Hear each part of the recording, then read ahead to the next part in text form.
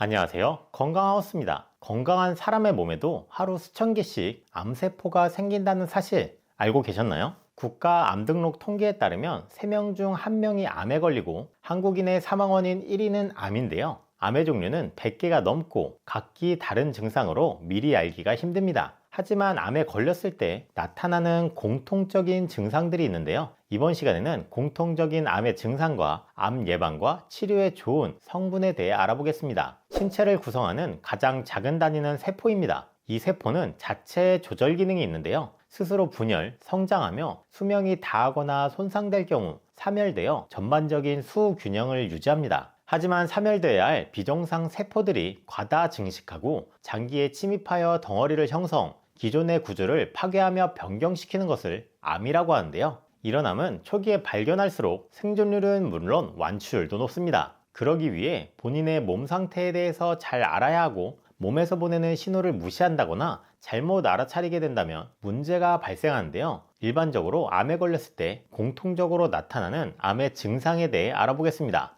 첫 번째, 열. 여기서 열이란 체온이 38도 이상 오르는 것을 말하는데요. 감기에 걸리거나 독감에 걸리면 열이 오를 수 있겠으나 감기, 독감, 폐경기 상열감의 열도 아닌데 이유 없이 땀이 비오듯 나면서 열이 오르는 증상이 바로 공통적인 암의 특징입니다. 이런 높은 열은 일주일 이상 지속되고 특별한 감기 증상이 없을 시 병원을 내방해야 하는데요. 열이 발생하는 이유는 감염, 약물, 종양 자체에 의해 열이 나게 되며 체내 면역계가 외부의 균과 싸우는 과정에서 열이 발생합니다.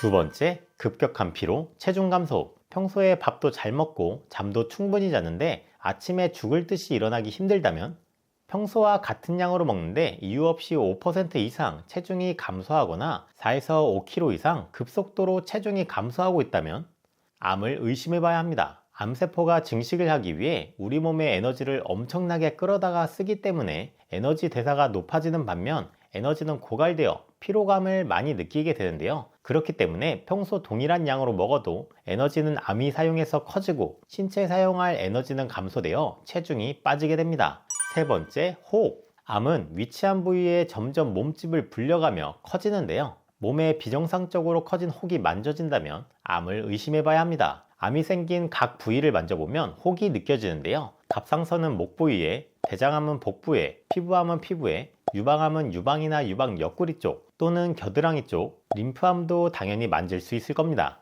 이렇게 덩어리 같은 게 생기거나 잡힐 경우 암의 신호일 수 있습니다. 물론 80% 이상이 지방이나 신경세포 등이 과도하게 증식해 낭종이나 섬유선종 같은 양성 종양일 수 있는데요. 암으로 생긴 혹의 경우 크기가 빠르면 한 달에 2배 이상 자라며 보통 4개월에서 8개월 사이 2배가량 자랍니다. 암이 아니라 혹이라면 한두 달 내 크기가 줄거나 그 크기를 유지하는데요. 6개월 내 크기가 커지지 않는다면 대부분 암이 아니며 2년까지 크기가 그대로라면 안전하다고 보면 되겠습니다. 네 번째, 이유 모를 통증. 평소에 별 문제 없이 살다가 갑자기 일정 부위에 이유 모를 극심한 통증이 생겼다면 암을 의심해 봐야 합니다. 정상적인 신체에 암이 생겼다면 통증이 생기는 건 당연한데요. 간혹 통증이 있었지만 어느 정도 일상생활은 가능했는데 그 통증이 참을 수 없을 만큼 강하게 발생한 경우는 암이 일정 이상 진행된 겁니다. 그래서 이유 모를 통증이 생겼다면 병원에 가셔야 합니다. 다섯 번째, 출혈, 멍. 이유 없이 출혈과 멍이 생긴다면 암을 의심해 봐야 하는데요. 건강한 사람의 몸에도 암세포는 하루에 수천 개씩 생겨납니다. 다만 우리 몸의 면역 시스템은 잘못된 유전자를 수리하기도 하며 태어날 때부터 가지고 있는 멜라토닌과 선천 면역세포 NK세포는 암세포, 바이러스 감염세포와 같은 비정상세포를 스스로 감지하고 즉각적으로 제거하는데요. 쉽게 암의 증식과 전이를 방지하는 역할을 합니다. NK세포 활성도는 사람마다 차이가 있으며 나이가 들수록 감소하게 되는데요. 이 활성도가 높으면 암세포를 즉시 감지해 제거하지만 활성도가 낮을 경우엔 암세포 발견이나 제거 능력이 떨어집니다. 이렇게 시스템 능력 이상으로 벗어나게 된다면 건강상의 문제가 발생하는데요. 암이 자리 잡고 커진다던가 다른 곳으로 전이될 수 있습니다. 이렇게 전이되는 과정에서 기존에 있던 조직을 뚫거나 침윤하면서 혈관을 손상시키기 때문에 어디에 부딪히지도 않았는데 멍이 들거나 또는 외부 출혈, 내부 출혈이 발생하게 되는 건데요.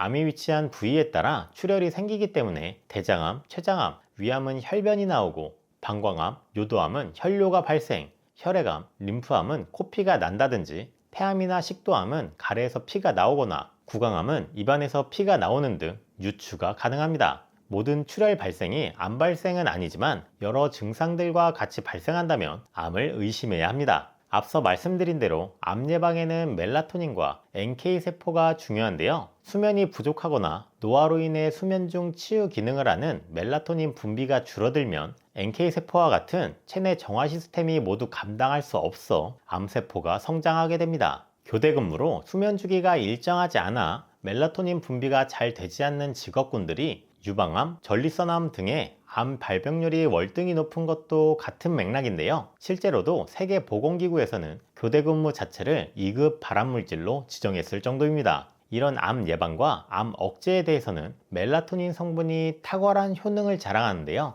DNA 손상 회복으로 암세포 억제 및 텔로머레이즈 활성 억제로 암세포 사별 유도, 암세포 유지와 증식 신호를 억제해 종양 성장 억제, 암 억제인자인 P53 단백질 발현을 늘려 암세포 증식 억제, 혈관 신생을 통제하여 암세포 성장 억제, NK세포, T세포 자극으로 면역 활성화 유도, 염증성 사이토카인 억제로 항염 효과 유도, 종양세포의 젖산 대사 감소, 암세포 내에 활성산소를 증가시켜 암세포 사멸 유도, 강력한 항산화력으로 항암제와 방사선 부작용 감소, 이렇게 하나하나 말씀드리기 어려울 정도로 암에 대해 많은 작용을 하는데요. 러시아에서 진행한 한 연구에서는 전립선암 환자 655명 중 멜라토닌을 투여받은 환자의 전체 생존율이 비투여군보다 평균 13개월 더 길었고 사망 위험은 무려 2배 이상 감소시켰습니다. 뇌종양 환자에게는 방사선 치료와 멜라토닌 20mg을 섭취시킨 결과 1년 생존율이 42.8%로 비투여군에 비해 6.8배나 증가했는데요. 이런 암 치료에 대한 논문도 있지만 항암제 부작용 감소에 대한 논문도 있습니다. 두갈드 실리 박사의 논문에 따르면 전이성 고형암 환자 3,697명을 대상으로 한 임상 실험 분석 결과 멜라토닌은 1년차 사망률을 36% 낮추고 항암 치료 반응률을 증가시키며 심각한 부작용 없이 암 치료 자체에 의한 부작용 또한 감소시키는 것으로 나타났습니다. 알기 쉽게 요약하자면 멜라토닌은 항암 치료 자체에 대한 시너지 효과를 일으키며 항암제 부작용을 감소시킴과 동시에 다양한 암에 대해 억제 기전과 효과를 가진 매우 중요한 성분입니다. 하지만 나이가 들어갈수록 이러한 멜라토닌 분비는 급격히 감소되기 때문에 따로 섭취를 권장드리는데요. 이전에는 병원 처방전이 있어야만 구매할 수 있었으나 최근 식물성 멜라토닌이 국내에서 제조, 판매 허가가 되어 이제는 쉽게 멜라토닌을 구할 수 있습니다. 암 예방, 억제뿐만 아니라 이전 영상에서도 설명드린 것처럼 수면 부족, 치매, 항산화, 항노화 등 여러 고민들이 있으셨다면 팔방미인 같은 멜라토닌을 섭취하는 게 건강에 많은 도움이 됩니다. 이번 시간에는 공통적인 암의 증상과 암 예방에 좋은 멜라토닌에 대해 알아보았는데요. 오늘 영상이 도움이 되셨다면 구독과 알림 설정 부탁드리며 정보가 필요한 여러 분들에게 공유해 주시면 감사하겠습니다. 다음엔 더 필요한 내용으로 다시 찾아뵙겠습니다. 끝까지 시청해 주셔서 감사합니다.